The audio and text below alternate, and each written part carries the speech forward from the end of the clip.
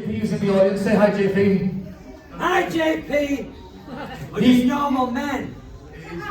We're just innocent men. Everyone, yeah. This is what I wanted to talk to you about, actually. Definitely. You're right, Coughlin. Ah, now the thing is, we're just men. Could you tell me the story behind that? Yeah. Don't put it to him. Thanks, Jane. No, I just made it up, Cocker. There's no story. I just said to Lauren, we're just normal men. It's not a lie. I've never been to Leeds. Dogs hate Leeds, obviously. That was an acting that. I would put some laughter on that in post. Yes, now I made it up, Cocker. I just said we're just normal men. And she went, what do you mean normal men? And I said, we're just innocent men. And it went virus. You've had a virus, haven't you? Yeah, you got some cream for that. Well, I'm fine now, and so is Raven, aren't you? Yeah. And I'm an internet success now, so I shouldn't really be here, so you don't know how lucky you are getting me here in Huddersfield. Where are we, Huddersfield? That's right. Nice here. I travelled in a bag, I didn't see where I was going. I was in a bag, Cocker. Bag. Yeah. What's your name? You've told me Mikey, haven't you? That's right, that's right. That's his name as well. It's nice here, yeah. Are you a normal man? Yeah, very normal. Are you an innocent man? No. He's guilty, man. He's a guilty little man. Thank you. Thank you. Leave a donation on your way out. But Hacker, I hear you had 8 BAFTA nominations. Yeah. I love having just look into your eyes so close. Never blink. Me neither. I've got problems. Murderer. But I also hear that you've got some friends that back at home, like Emu, Emu, yeah. Orville. Oh, no. Tell us about those, please. Back at home, I've got Emu and Orville, thank you. I have got evil and Orville. Not evil, Emu and Orville. Oh, you are Orville, but I like you. Yeah, I've got Emu and Orville. I spent too much money at an auction. That's why I made them a flock me pictures and me books. So do spend some money at my table. Because I'm struggling. It's tax bill time. It's end of July, tax bill. So do get your money out, cockers. But normal men! Thank you. Honestly, you need to see that. You need to understand. And I need to know the actual story because I know it's all lies. I know it's not real. And you're going to get any more, like you say, you've got Emu, you've got Oral, and you're looking at spending far too much money on any more puppets. Yeah. Yes, I am. I wouldn't mind Hartley there from Pipkins. You remember him? Yeah. That rancid little rabbit thing. I'll take him off your hands. Have you got one? Have you got a Pipkins on you? Just the way you sat? And he's not got Pipkins with him. Anything, yeah, I don't have any of that in my collection. I've got Sooty and Sweep, they're here with me today. If anyone wants a picture of Sooty and Sweep, they are available.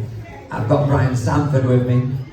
He's under the table. And it's nice for you to get Raven out of his storage box for a day. It's always nice to see Raven. Because you're struggling now, aren't you, Finn? So it's good to have Raven out. Thank you for having us here in Huddersfield. Is that the end of this? No, not quite yet. I've got some problems with Raven, so I'm going to come back over here. Yeah. So I know probably the reason why some of the mums are here today is because of Raven and because of the leather. Now I've got an ex-partner who was madly in love with you. Wanted me to wear leather pants like you. I never did. How did you find working in that Scottish heat in Dunoon in the leather? Have you got them on now? Yeah, under my jeans. 9 times out of 10, it wasn't a problem in Scotland when we were filming because they actually kept me warm and kept me dry.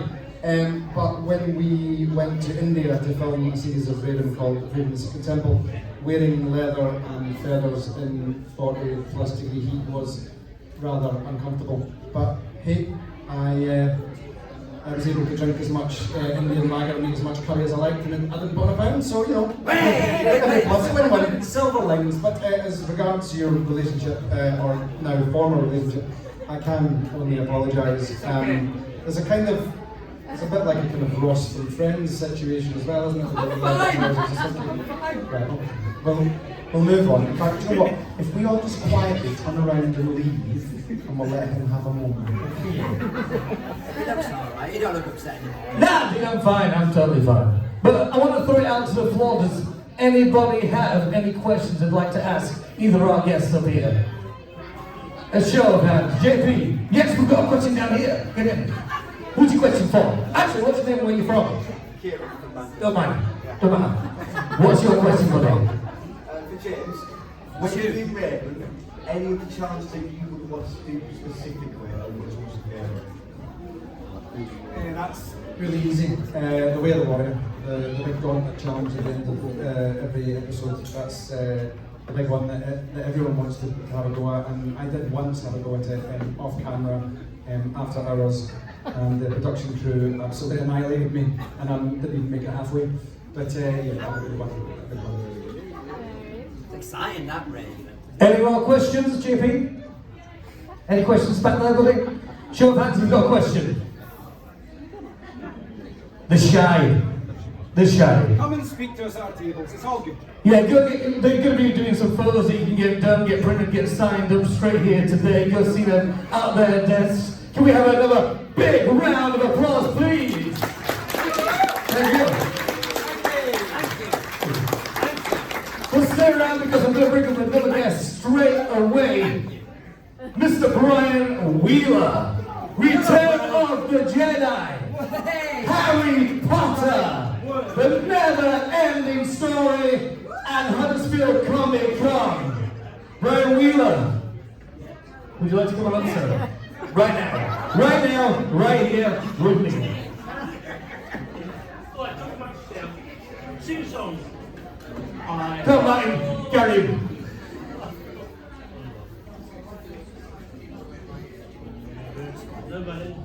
So how y'all doing?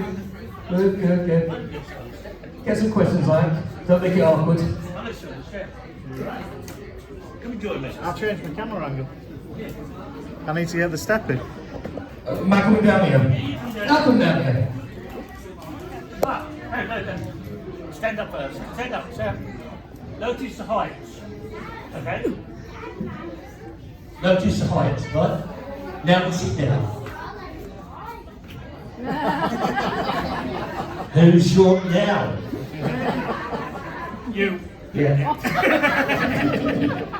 Mikey's only short of attention. But that leads me onto a little story to start with. If you want someone to talk, get Brian Wheeler on the stage. Give him a microphone, he'll talk. But I did a Top Gear. Anyone seen me in Top Gear? Driving with Richard Hammond? Well, they booked me because, one, I was a mechanic. No. Two, I could read maps. No. Three, I was shorter than Richard Hammond. No. Sitting down, I was a lot taller than him, and they had to take out the seat for me to sit in the car, for me to be smaller, shorter. There's a difference.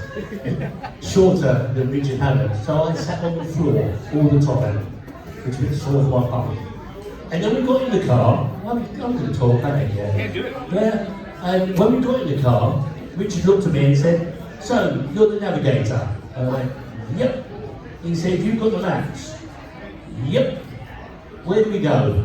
"Not a clue." "Can't read the map for blood or money." He said, "What are we going to do?" I said, "It's easy. Just follow that car in front of us." We was in a valley. He was a cameraman, so we just followed the cameraman. Made life a lot easier. And I don't know if you saw it, my legs hanging out of the bonnet when I was trying to fix the car. It was just like, get him in there as far as you can. It was funnier. Then his legs dangle out and funnier. Yeah, great. Things we do for love, eh? But no, that was great. We had a good time. And I was also in Top Gear as well when he drove out, Jeremy Clarkson drove out in a blue car and I was in a meeting. Yeah, right. Right, do you want to ask me a question then? Yeah, why not? So you've been in a lot of movies over the years, like I was saying before. Never-Ending Story, great film. Yeah, he's in our fantastic Return of the Jedi, which I will go on record as saying the best Star Wars film. Everyone says Empire Strikes Back, but everyone's wrong. It's that one. And because of you, you were a Jawa. I was chatting to you about that earlier. You were an Ewok. How hot was it being an Ewok? That is the most asked question we get.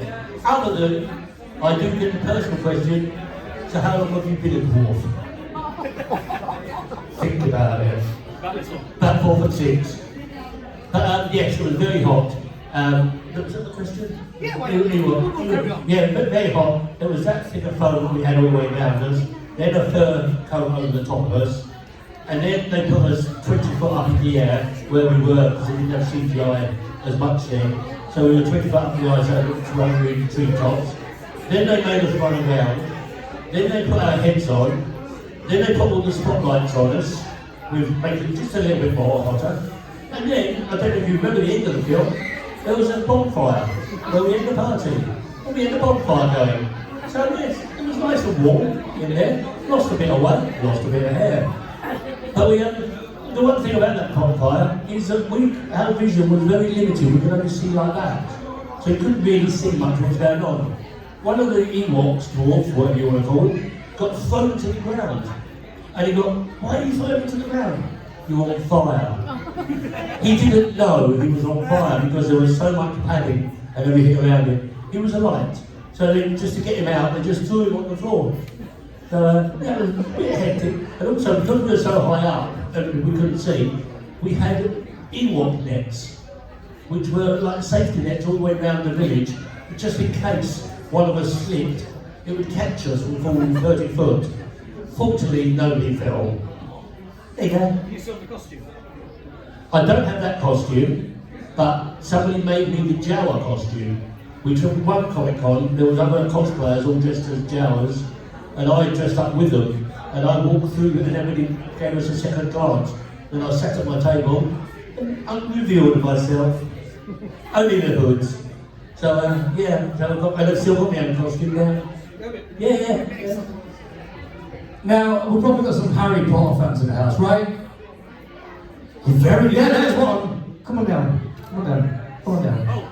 Yeah, she's scared. Oh, we can't see you now. Oh yeah, where did she go? Oh, she's become invisible. But you had to wear a lot of prosthetics and in quite a few parts. The process of getting prosthetics, what's the longest you ever had to sit in the chair getting plastered up? About 4 to 5 hours. 45 hours? 4 to 5 hours. God, don't stupid, Yeah, 4 to 5 hours. Which you think, oh yeah, it's a long time, you can read a book. No, you can't. You just got to sit there motionless and have all the stuff put all over your head. It's in 3 parts. 1, 2, 3, 4 parts. Then you've got your ears, then you've got your contact lenses, then you've got your false teeth, and you just can't talk. All you can do is sit there and listen to 2 ladies talking.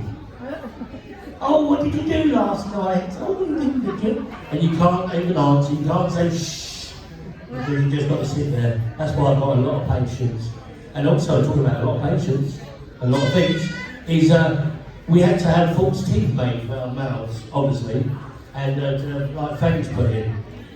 And they couldn't find, they couldn't find the right size for me to put my mouth. I had to have a children's one. I couldn't get any of the adults ones, so technically, I've got a small mouth.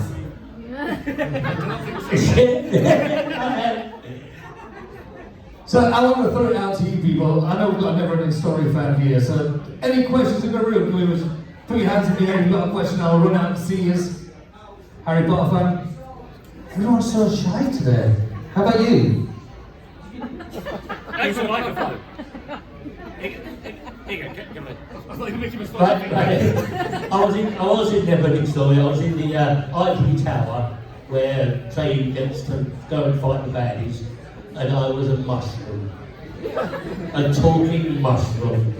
We was out there for a week doing that filming. It was brilliant. The only trouble was, again, there was some glass people in there which were all English. There was one mushroom that was English, one, and then there was 2 Germans. And the Germans kept not being able to cope with it, because us British, we just get on with it, do it. And these Germans couldn't do it. And suddenly I heard some German talking, and I stood there and saying, he didn't do prosthetics, he just stay still. And suddenly my head comes flying off, buckets of water come towards me, towels and everything. And they'd been speaking to me in German, asking me if I was okay. And I didn't understand a word they were saying, so I didn't answer them. So they thought I was passing out inside this mushroom costume. So that's the end of the story. The Harry Potter. I was in 4 Harry Potters, and in Goblet of Fire, I was in the Quidditch final. I was an Irish supporter, And then the makeup lady got bored after a couple of days and made me a Belgian supporter. It was all green screen, so we didn't see anything of the match or what was going on. We just had to answer to a green screen and pretend what was going on. And then there was a banker in the Greenwich Gringotts Bank, and also in Dyejots Alley where there was a big explosion. Me and Rusty Goff were the bankers that had to run away very quickly when the explosion went off. I like it. It helps when it helps. Next question, do you have any projects coming up? Anything exciting on the horizon? Yes. Good answer. Let's go a bit further into that, shall we? What projects do you have coming up? Lots. So let's talk about, is it Statue of the Dead? We're not allowed to now say anything about what film we're doing. We can say about it once it's been done and it's hit the screens, but we can't say anything about what if we're on project to do. Where, fortunately, in Return of the Jedi, we can take cameras, we can take pictures, we can do all sorts. But now they take the camera off you, take your phone off you, you have to sign for it, you have to sign confidentiality reports. My mum had been in around the corner from me, and she often says, "What are you doing today?" I went, "Filming." "What are you doing?" "That's it. Nice day, isn't it, Mum?" So you just can't say it anymore. It's scary, but you just have to keep watching and see if you can see us all. Especially Lee over there, superstar. But then again, we've got to look at it this way. We are in Huddersfield and we do not have the internet. So, if you do want to tell us about your projects, it won't go out of the board. It is kind of, I bet you found how hard it was coming in. It's worse than Brexit, mate. So, if anybody does have any questions, you can go over to me there all day until what time are you here till? Well, I'll be sat over there selling my photos if anyone wants to buy some, because I need some money because I'm a little short. Short arms, long pockets, you know. But I'm over there. Anyone that's come and seen me already, that's the happy table. I like people being happy. We have a laugh, we have a joke. If you want to buy a picture and talk, I don't care. You just come and talk to me. I don't care. I'm quite happy. And may as well have fun while we're here. Because the weather's nice in here. The music's only dodgy. I'm just going to sing for the rest of the day. Right, can we have a big round of applause, please? Thank you very much. It's been a pleasure. Keep coming back. You've got a lot of interviews going on throughout the day, so keep coming back, keep going around. Go see all our special guests, see what they've got to sell you. Sell some grapes on yours by the looks of it. So, thank you. Special grapes. Thank you for being my audience. So, I'm an invalid, not blind.